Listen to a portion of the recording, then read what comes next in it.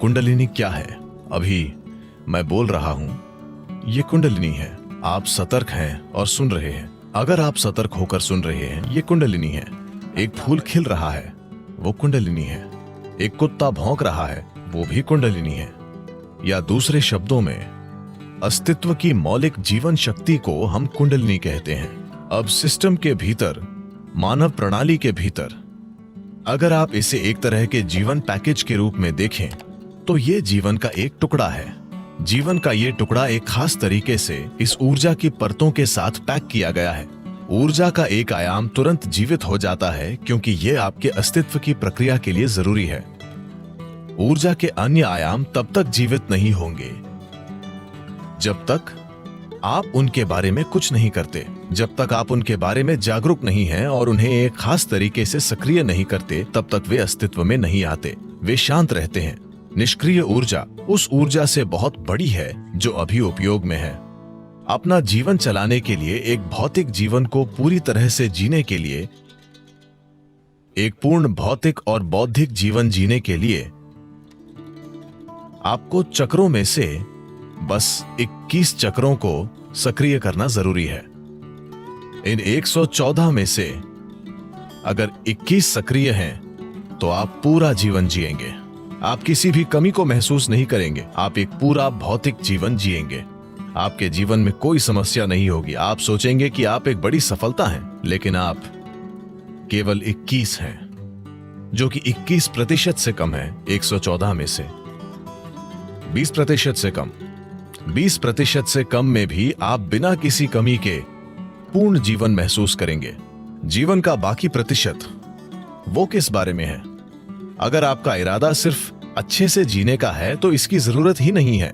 अगर आप ऊर्जा के इस आयाम को सक्रिय करते हैं तो जीवन के अन्य आयाम खुल जाएंगे। एक बात यह है कि क्या आप उन आयामों के लिए तैयार हैं? सवाल यह नहीं है कि यह अच्छा है या बुरा। सवाल यह है कि क्या आप उसके लिए तैयार हैं? क्योंकि भले ही सबसे अच्छी चीजें आपके जीवन में आएं, पर आप उनके लिए तैयार न हो तो यह आपके लिए अच्छा नहीं होगा। आपके अनुभव में यह अच्छा नहीं होगा। अगर कुछ आपके पास तब आया जब आप उसके लिए तैयार नहीं थे, है कि नहीं? अगर यह सबसे बड़ी चीज हो तो भी शायद यह सबसे बड़ी चीज हो, पर यह तब आई जब आप तैयार नहीं थे, तो यह अच्छी बात नहीं है ना? तो क्या आप तैयार हैं? यह पहला सवाल है। अगर आप तैयार हैं तो हम इसके लिए क्या कर सकते हैं? हम इसे कैसे सक्रिय कर सकते हैं? ऐसा करने के कई तरीके हैं, कई तरीके। कुंडलिनी योग मूल रूप से सबसे जोखिम भरा योग है। मैं जोखिम भरा इसलिए कह रहा हूं क्योंकि यह सबसे शक्तिशाली भी है। सबसे शक्तिशाली हमेशा सबसे खतरनाक भी होता है अगर गलत तरीके से किया जाए तो। अभी दुनिया में कई प्रकार की ऊर्जाएं हैं। बिजली को भी कई अलग अलग तरीकों से पैदा किया जा रहा है। एक तरीका है कि हम इसे परमाणु रिएक्टरों के माध्यम से करते हैं। यह ऊर्जा उत्पादन का सबसे कारगर तरीका है जिसे हम अभी जानते हैं, लेकिन यह सबसे खतरनाक तरीका भी है ना? जब चीजें गलत हो जाती हैं तो वे गंभीरता से गलत हो जाती हैं। जब चीजें सही होती हैं तो ये दुनिया में ऊर्जा का उत्पादन करने का वाकई सबसे आसान और अच्छा तरीका है, परमाणु ऊर्जा। लेकिन जब ये खराब हो जाता है तो ये वास्तव में इस तरह खराब हो जाता है कि आप इसे ठीक नहीं कर सकते। कुंडलिनी योग भी ऐसा ही है। ये सबसे शक्तिशाली है, पर यह सबसे खतरनाक है।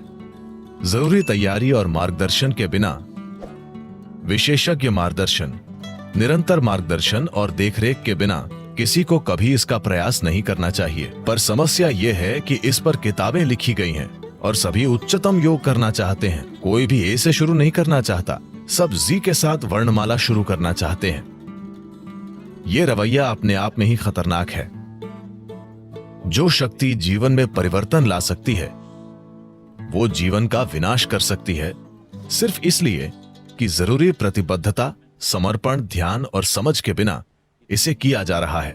कुंडलिनी ऊपर उठने से, अगर कुंडलिनी ऊपर उठती है तो आपके जीवन के आयाम इतनी तेजी से बदलेंगे कि आपको बाहर भी जल्दी बदलाव लाने के लिए तैयार होना चाहिए, वरना चीजें बड़े पैमाने पर बिखर जाएंगी।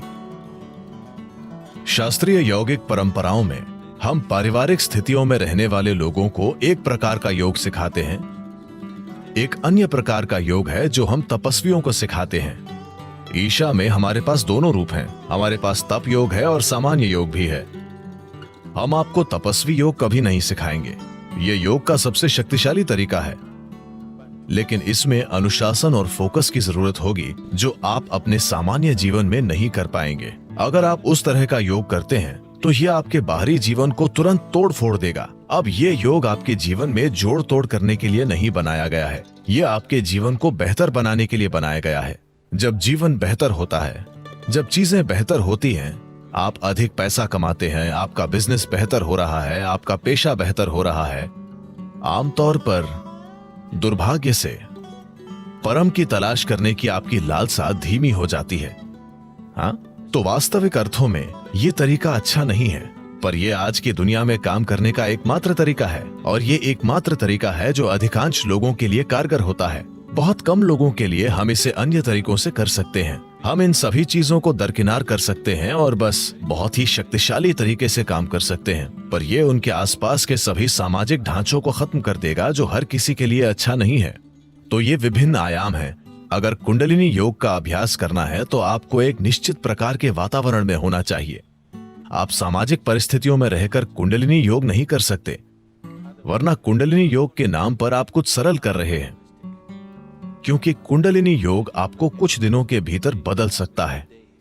अचानक अभ्यास के 2 दिनों बाद ही आप अपने ही घर में एक अजनबी की तरह महसूस करेंगे, क्योंकि यह आपके बारे में सब कुछ बदल देगा। क्या हम कुंडलिनी ऊंचा उठा सकते हैं? हाँ, हम कर सकते हैं। एक तरीका यह है कि मददगार माहौल बनाया जाए ताकि यह धीरे धीरे बढ़े। दूसरा तरीका इसे इस तरह भड़काना है कि यह जल्दी से बढ़ जाए। अगर ये जल्दी से बढ़ जाती है तो सब कुछ नाटकीय रूप से बदल जाता है। अगर ये धीरे धीरे बढ़ती है तो बदलाव धीरे धीरे होगा। आप समय के साथ बदलाव संभाल पाएंगे। लेकिन अगर ये बहुत जल्दी होता है तो आप बदलाव संभाल नहीं पाएंगे। ऐसा लगेगा जैसे चीजें बिखर रही हैं। तो ऐसा करने के अलग अलग तरीके हैं। कितने तरीके हैं? बहुत सारे तरीके हैं। मैं सभी तरीके नहीं बताऊंगा। ऐसा करने के कई तरीके हैं। मूल रूप से इसे करने के 112 तरीके हैं। 112 तरीके हैं जिनसे आप इसे अपना सकते हैं। इसके लिए आपको ढांचे को जानना होगा, वरना यह बहुत लंबा हो जाएगा। इन 114 चक्रों में से 7 ऐसे हैं जिन्हें हम 7 आयामों के रूप में पहचानते हैं। इनमें से 6 शरीर के भीतर हैं, एक भौतिक शरीर के बाहर है। इसलिए अगर आप इन 112 तरीकों को अपनाते हैं तो आप 6 चक्रों को संभाल लेंगे, 7वें को आप संभाल नहीं सकते। 112 तरीके हैं जिनसे आप एक चक्र को प्राप्त कर सकते हैं, जिसे हम आज्ञा कहते हैं। लेकिन आज्ञा से सहस्त्रार तक कोई रास्ता नहीं है। इसका कोई तरीका नहीं है। आपको बस एक खाई में कूदना है। अगर आपको खाई में कूदना है तो आपको पागल होना चाहिए या आपको किसी पर जबरदस्त भरोसा होना चाहिए। कोई व्यक्ति कूदो कहता है और आप कूद रहे हैं क्योंकि आपको किसी पर इतना गहरा भरोसा है। लेकिन जब वो जंप कहता है तो ये आपके लिए अच्छा ही होगा। आप बस एक बिना तल के गड्ढे में कूद जाते हैं। तो मूलाधार से आज्ञा तक की यात्रा, वहां पहुंचने के 112 रास्ते हैं, पर वहां से वहां तक कोई रास्ता नहीं है। ये सिर्फ एक छलांग है। वो विश्वास में, भक्ति में या पागलपन में हो सकता है। चुनना आपको है।